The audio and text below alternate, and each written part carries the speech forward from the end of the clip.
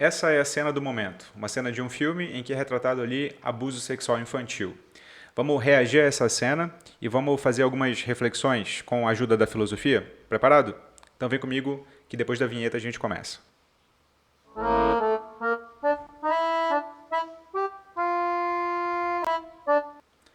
O que eu quero ver com vocês? Eu quero ver alguns pontos, mas o primeiro deles eu quero analisar como é que a estrutura narrativa da cena é formada e como nós podemos interpretar a cena à luz do filme como um todo. Em seguida, eu quero fornecer para vocês 3 teses filosóficas sobre a relação entre obras de arte e o certo e o errado, o bem e o mal, o que a gente chama em filosofia de ética. Com base nessas 3 teorias, você vai ser, ao final do vídeo, mais capaz de discutir isso de modo mais profundo do que está sendo discutido aí. Então vamos nessa. Eu quero primeiro reagir aqui. Então vou colocar aqui dividindo a tela. Então não se preocupa, a cena tem um minutinho aqui. Vamos reagir etapa por etapa aqui. Se não fosse culpa sua, eu não estaria aqui Ai, não agora. falou. Calma. Ah, meninada boa, que isso? Vocês são amigos. Amigos não brigam. Vamos esquecer isso tudo? Deixar isso de lado? A gente esquece o que aconteceu. E em troca, vocês batem uma punheta pro tio. Então a cena é explícita. Né? A cena é explícita. Ele fala a expressão na íntegra, certo? O que já dá o tom do que vai acontecer. Ou seja, não vai ser sutil. Ele fala a expressão.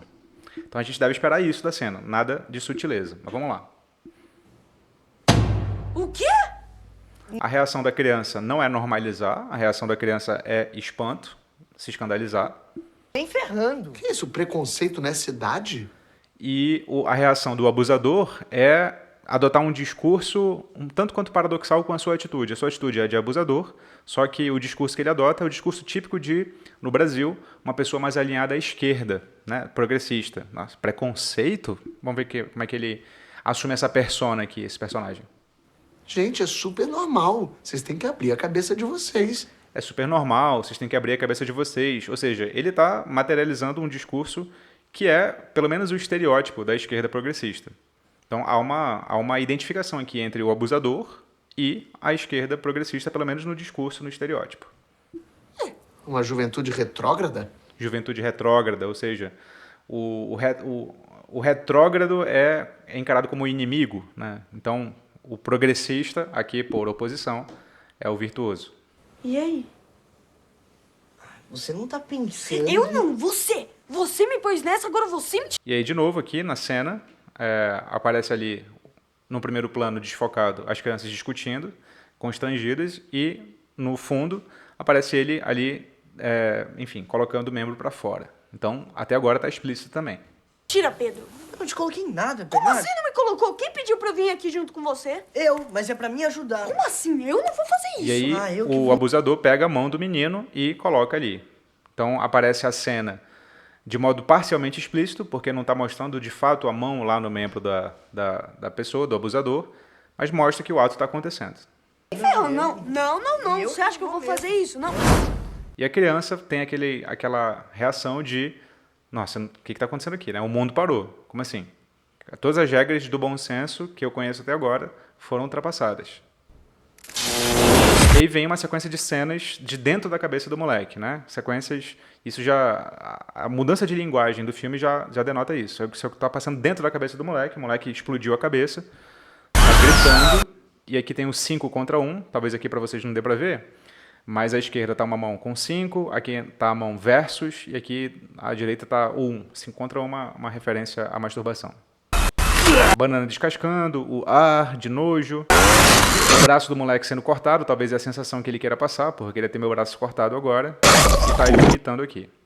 Ou seja, é uma sensação de completo nojo, não aceitação, não normalização, é essa a reação da cena. Ai, meu Deus, quantas veias! Ele fala, ai meu Deus, quantas veias, para colocar na imagem, na imaginação de quem está assistindo, que de fato a mão do menino está no membro do abusador aqui. Ou seja, só para denotar que, embora a imagem não tenha pego, de fato ocorreu ali o toque. E aí, bom, ele tenta colocar spray, talvez um spray de pimenta, não dá para saber, só por essa cena, para afastar o abusador, só que ele é tão atrapalhado que vai nos olhos dele, o que reforça a comicidade da cena, ou seja, o moleque é atrapalhado, e o atrapalhado é um estereótipo da comicidade. E o cara fala homofobia, vocês podem ser presos por isso, ou seja, reforçando o discurso progressista na figura, na persona aqui do abusador sexual. Então pronto, vamos voltar para cá. Deixa eu tirar aqui. Nota, eu fiz etapa por etapa essa análise de como narrativamente foi construída a cena, para que você tenha aqui algum aparato de conteúdo para julgar a construção cômica da cena. A cena é exagerada, a cena é estereotipada, a cena tem vários mecanismos ali de não normalização do que está acontecendo, porque a criança em nenhum momento aceita, é completamente absurdo o que está acontecendo. E 2, você, se quer avaliar uma cena de modo honesto, ou seja, não deturpando aquilo diante do qual você está, isso que eu estou chamando de honestidade, a não deturpação, você precisa entender que você não avalia uma cena de um filme destacada do filme. Assim como você não avalia o quadrinho de uma revista em quadrinho destacado da revista. Assim como você não avalia uma palavra sem estar inserida numa frase, assim como você não avalia uma frase sem estar inserida num discurso. Vou te dar um exemplo por analogia, e analogias são imperfeitas por definição. Depois eu volto para cá. Se eu digo para alguém, né? Se eu digo não, se você escuta a frase, cuidado com a sua cor, a cor preta incomoda. Essa frase é racista? Você precisa, para entender essa frase, me fazer outra pergunta. Racista em que situação, Vitor? Eu vou te dar 2 situações. Uma é uma pessoa branca está no meio de um ambiente onde só tem pessoas brancas, entra uma pessoa negra e a pessoa branca fala: você com essa cor preta aqui incomoda, tá? Nesse tom. Nesse tom, nessa situação, é muito provável que essa fala seja racista. Agora, se a mesma pessoa negra entra nesse ambiente e outra pessoa negra, que geralmente compõe ambientes assim, né, ambientes muito elitizados, em que pessoas negras quase sempre, se estão ali, só estão ali porque são empregados. E o empregado fala assim, avisa para a pessoa, olha, cuidado que a sua cor negra, ela pode incomodar aqui, ela incomoda aqui. A mesma frase assume outra conotação, agora é uma conotação de aviso contra o racismo que a pessoa pode sofrer. Não é, em suma, a frase que diz o seu significado apenas. É a frase inserida num todo. Se você interpreta uma frase retirada do todo, ela adquire um significado ou outro. É por isso que piadas racistas nunca são piadas racistas em abstrato. Você precisa entender onde que a expressão racista, onde que a referência racista está inserida, em que ambiente, em que situação. É por isso que, por exemplo, em países como os Estados Unidos, negros podem dizer a palavra com N e brancos não dizem a palavra com N. Né? Por quê? Porque o contexto muda. E o contexto, sim, vale para que você considere o significado da palavra. Entendido isso? Voltemos aqui para a obra de arte. Como é que você deve entender o filme? Bom, você tem que saber como é que você não deve entender o filme. Você jamais deve entender o filme tirando a cena do contexto. Nunca. Mesmo. Eu estou sendo categórico de propósito aqui. Se você faz isso, você está sendo, não tem outra palavra. Se você assistir a vídeos do INEF, você já está habituado com a minha abordagem, você está sendo desonesto intelectualmente. Não tem outra categoria para você. Porque o desonesto é aquele que deturpa o que está diante de si. Certo? Dito isso, vamos agora encontrar subsídios na filosofia para que você avalie o conteúdo moral de obras de arte? Vamos lá? Então, por exemplo, vamos pegar uma obra de arte clássica da literatura. A tragédia grega. Aqui, a trilogia tebana do Sófocles, que contém o Édipo Rei, o Édipo em Colono e a Antígona. São tragédias gregas.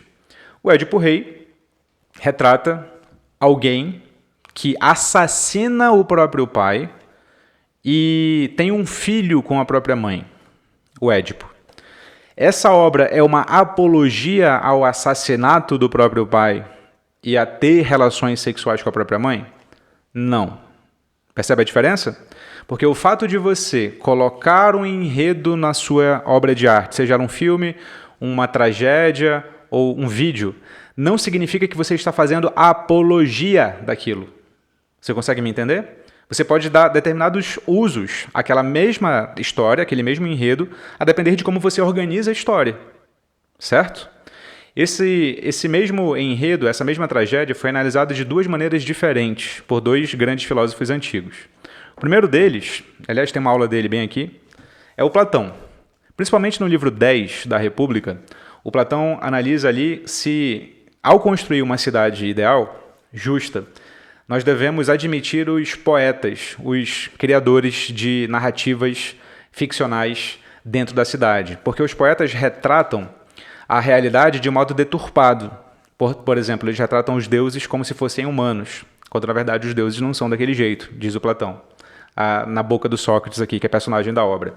Portanto, o papel da arte, se a gente quiser fazer uma interpretação mais extensa aqui, é deturpar a realidade, é falsificar a realidade e, portanto, isso é prejudicial. Então, numa cidade perfeita, os poetas teriam que ou ser convidados a mudar a sua narrativa para não deturpar a realidade, ou nem serem admitidos dentro da cidade.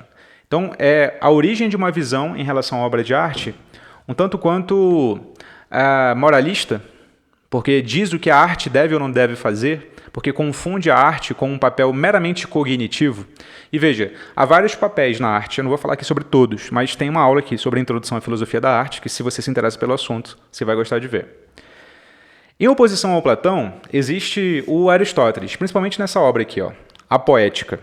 O Aristóteles aqui faz uma análise das tragédias dos épicos, principalmente os épicos homéricos, e tenta deles extrair uma estrutura comum, tenta fazer um estudo sistemático das tragédias gregas. E aqui ele insere um conceito chamado catarse, que do grego para o português significa purificação. O efeito catártico, que vem de catarse, é aquele que acontece quando nós nos purificamos ao enxergar, ao visualizar, ao assistir a uma cena que é muito, que nos causa piedade e que nos causa temor. Vou te dar um exemplo. Se diante de mim eu vejo sendo encenada uma cena em que o herói, o protagonista, está sofrendo muito, eu me coloco no lugar dele e purifico as emoções ruins de mim ao assistir isso. Outra tradução para catarse é descarga. Seria aqui uma descarga emocional. Então, a função das artes, nesse sentido, seria a função de nos estabelecer catarse, nos possibilitar catarse, descarregar. Então, uma vez que nós assistimos a uma obra de arte fictícia, nós não confundimos ela com a realidade. Nós descarregamos tudo que tem de mal ali e nós não precisamos, portanto, fazer fora dali exatamente o que nós presenciamos ali. Então, na tragédia, o Aristóteles via um efeito pedagógico, por exemplo. Ele via o seguinte efeito. Bom, uma vez que os seres humanos, os espectadores, veem outros seres humanos encenando alguma coisa que é muito atroz, eles se sentem descarregados ali e tendem a não sentir a mesma necessidade de fazer aquilo fora do ambiente do teatro. Então teria um efeito pedagógico aí. A arte, ao retratar o atroz, o trágico, ela ensina indiretamente que o trágico só deve acontecer ali e não fora dali. Essa é uma segunda visão de como encarar obras de arte. E aí, vamos pegar, por exemplo, o Machado de Assis, aqui no Dom Casmurro, que retrata uma pessoa, o Bentinho, altamente ciumenta, altamente descontrolada, altamente deturpadora da realidade. O Machado de Assis está fazendo uma apologia ao ciúme? Ou ele está, ao invés disso, retratando o ciúme como algo odiento, patético e que leva a circunstâncias completamente indesejáveis, como, por exemplo, a perda da mulher amada? Entende? Como você pode interpretar a mesma história, a mesma narrativa de duas maneiras diferentes, a depender se você é um tanto mais platônico ou um tanto mais aristotélico. Entende? Então, perceba o seguinte, eu quero que você coloque aqui nos comentários. Com o que você se identifica mais? Com a tese platônica ou com a tese aristotélica? E outra, coloca aqui nos comentários também se você percebeu alguém, pegou alguém avaliando a cena do filme, do Danilo Gentili, assim, tirada do contexto do filme como um todo, e interpretando aquilo como uma apologia e não como uma ridicularização daquela atitude assim, condenável do abusador sexual infantil. Coloca aqui embaixo, diz o que você pensa, inclusive para discordar de mim, só que se você for discordar, justifique, porque o que separa você de todo mundo é que você não simplesmente vomita suas opiniões, você as justifica também, porque não se esquece jamais, você é o que pensa.